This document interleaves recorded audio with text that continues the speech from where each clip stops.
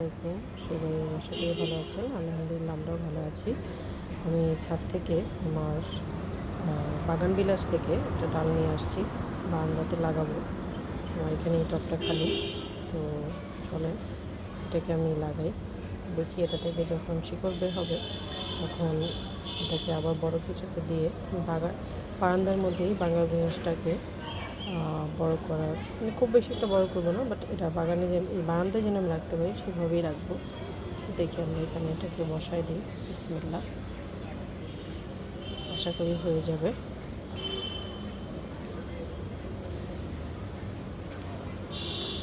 কিছু সারও এনেছি, এখানে আজকে দিব না, কালকে সকালে সারগুলোকে মিক্স করে হালকা কিছু দিয়ে দেব, যাতে গাছটা হতে সাহায্য হয়।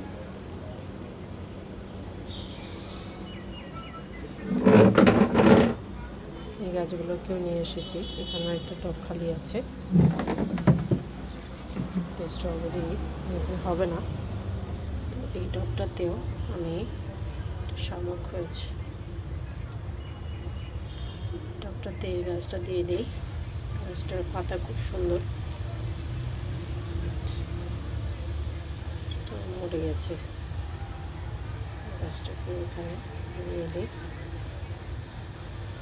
পাতাবাহার তো হয়ে যাবে। এটা শামুক হয়েছে, ফেলে দিয়েছে।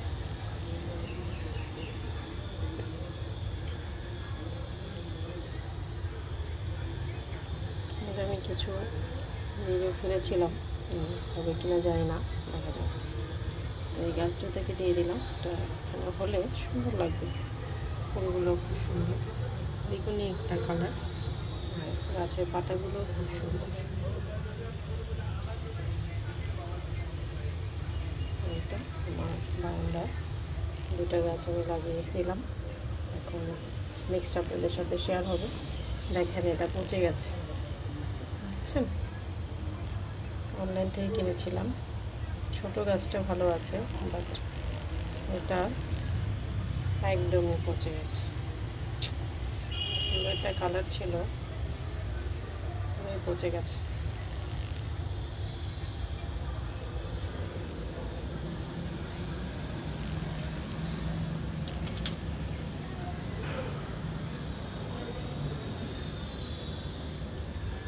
ছোটটা আছে, দেখা যাক এটা কতটুকু বড় হয়।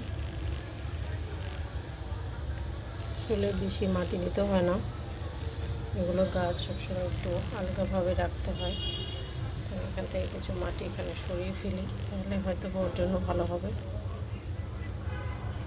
এর গোড়াটা যত ভেসে থাকবে তত ওর জন্য ভালো।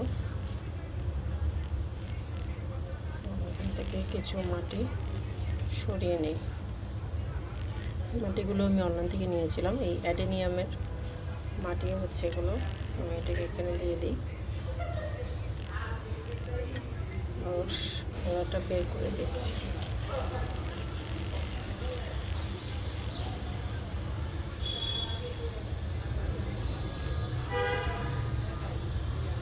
এই তো আমার ছোট্ট বারান্দাতে আমি হালকা কিছু গাছ লাগিয়েছি, ভালো লাগে গাছের মাঝখানে থাকতে, গাছের সাথে করতে খুবই ভালো লাগে। তো আমার ছোট্ট একটা ভিডিও ছিল, ছোট বলতে যে এখন বড় হয়ে গেছে, তার জন্য দুঃখিত। সবাই ভালো থাকবেন, সুস্থ থাকবেন। আমার চ্যানেলটাকে লাইক, শেয়ার, কমেন্ট দিয়ে সাবস্ক্রাইব করবেন। নেক্সট আপনাদের সাথে আবার নতুন কিছু নিয়ে শেয়ার করবো। আল্লাহ হাফেজ।